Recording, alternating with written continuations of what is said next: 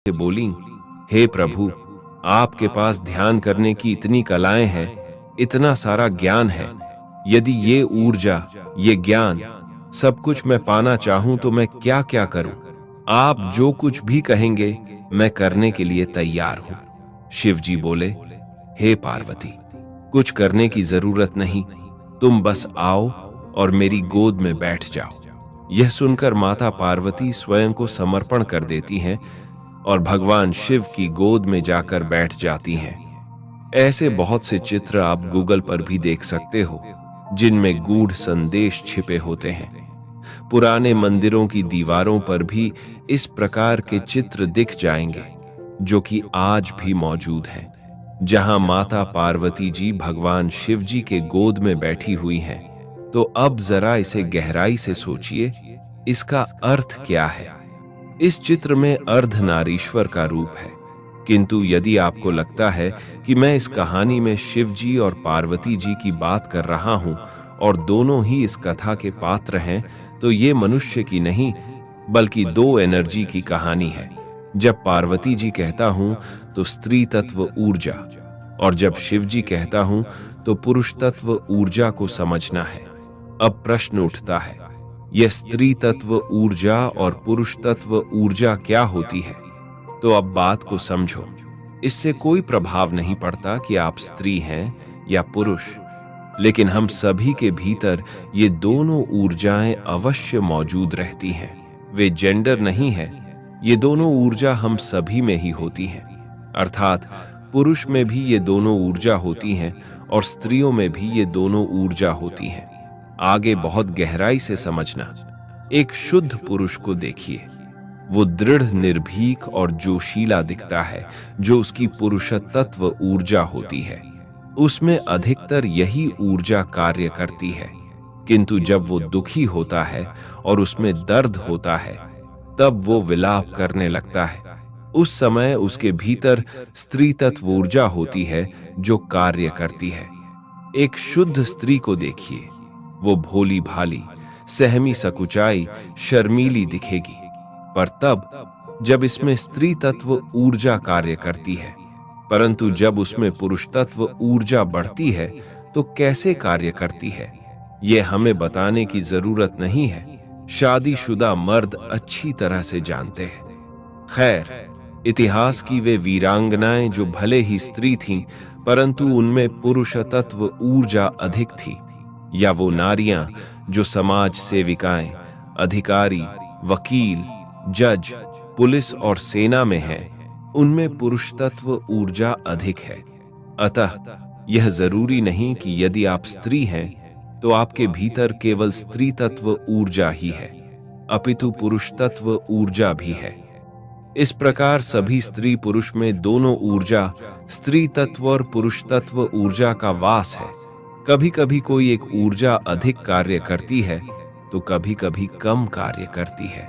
अब ध्यान से समझो जो मैं समझाना चाहता हूं। ठीक ऐसे ही हमारे माता पिता में भी दोनों ऊर्जा मौजूद है, किंतु जिस दिन आपके पिताजी में पुरुष तत्व ऊर्जा बढ़ी और आपकी माताजी में स्त्री तत्व ऊर्जा बढ़ी, तो वे दोनों परस्पर आकर्षित हुए, उनमें शारीरिक संबंध बने। यही आकर्षण का विज्ञान है। जब दो विरुद्ध ऊर्जा बढ़ती है, तब वे एक दूसरे से आकर्षित होती हैं। तो इस विज्ञान अनुसार आपके पिताजी और माताजी परस्पर आपस में आकर्षित हुए और उन्होंने शारीरिक संबंध बनाए और परिणाम स्वरूप आप जन्म लिए। पिताजी की पुरुष तत्व और माताजी की स्त्री तत्व ऊर्जा आप में आई और आप भी दो ऊर्जाओं से भर गए, अर्थात आप भी अर्धनारीश्वर बन गए। अतः आपके माता पिता दोनों अर्धनारीश्वर हैं। आपने देखा होगा कि जब पति पत्नी आपस में मिलन करते हैं, तब वे दोनों अलग नहीं रह पाते, अपितु एक हो जाते हैं। वे कुछ पलों को अपना अस्तित्व भूल जाते हैं। जब काम वासना संभोग जैसी बात होती है, तब वे दो नहीं रह जाते, एक हो जाते हैं। स्त्री अपनी तो पुरुष अपनी पहचान भूल जाता है। इसे ही समाधि कहते हैं, अर्थात आधे में समा जाना। सम जोड़ भोग और सम जोड़ आधि, अच्छे से पढ़ोगे तो दोनों में सेम सेम सा दिखेगा, माने दोनों का एक हो जाना। परंतु यह क्षणिक पल है, हमेशा ही एक दूसरे से चिपके तो नहीं रह सकते ना। बस कुछ पल के लिए समाधि का अनुभव करके दोनों अलग हो जाएंगे, तो वो जो एहसास होता है ऑर्गेज्म होता है। लेकिन वास्तव में इसे समाधि कहते हैं और अंग्रेजों ने इसे ऑर्गेज्म कहा है, जब आप स्वयं को भूल जाते हैं परंतु कुछ पल के लिए।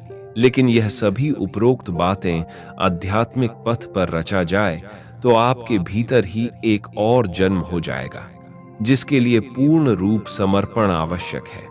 जब पुरुष और स्त्री का मिलन केवल शरीर तक सीमित रहता है, तब ऊर्जा निचले चक्रों में ही बंधी रह जाती है और शीघ्र ही समाप्त हो जाती है। लेकिन यदि वही मिलन ध्यान, प्रेम और जागरूकता के साथ हो तो ऊर्जा का प्रवाह ऊपर की ओर उठने लगता है। यह मिलन केवल दो शरीरों का नहीं, बल्कि दो आत्माओं का हो जाता है। इस अवस्था में बाहर जाने वाली शक्ति भीतर ही रूपांतरित हो जाती है और व्यक्ति को वही आनंद मिलता है जिसे समाधि में अनुभव किया जाता है। यह अनुभव केवल क्षणिक नहीं रहता, बल्कि जीवन में गहराई से स्थापित हो जाता है। शरीर और मन दोनों ऊर्जावान हो जाते हैं। प्रेम अब केवल शारीरिक आकर्षण नहीं रह जाता, बल्कि एक आध्यात्मिक अनुभव बन जाता है। स्त्री तत्व और पुरुष तत्व दोनों ऊर्जाओं का संतुलन अपने भीतर ही करना होता है।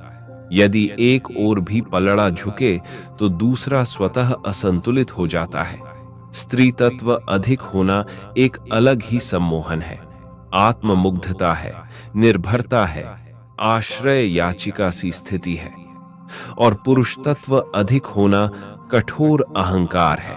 हम परम तत्व को स्त्री या पुरुष दोनों में से कुछ भी होकर नहीं पा सकते, क्योंकि किसी एक का असंतुलन भीतर संयमित और स्थिर नहीं होने देगा। अतः समझ के तल पर ऊर्जाओं में यह संतुलन स्थापित करना एक सूक्ष्म और कठिन परिवर्तन यात्रा है, किंतु पूर्णता अपने भीतर ही इनके संतुलन पर प्राप्त होती है, उससे पूर्व कदापि नहीं। इन ऊर्जाओं के संतुलित हो जाने पर हम व्यक्ति व मानव को मात्र मानव ही जान पाते हैं, स्त्री या पुरुष नहीं। इससे सहचर सहचरी को समझने में आसानी होती है तथा किन्हीं भी अपेक्षाओं का बोझ नहीं होता। इससे पारिवारिक जीवन में ठहराव, स्थिरता आने लगती है। तो आज बस इतना ही। जाते जाते कमेंट बॉक्स में ओम नमः शिवाय अवश्य लिखें।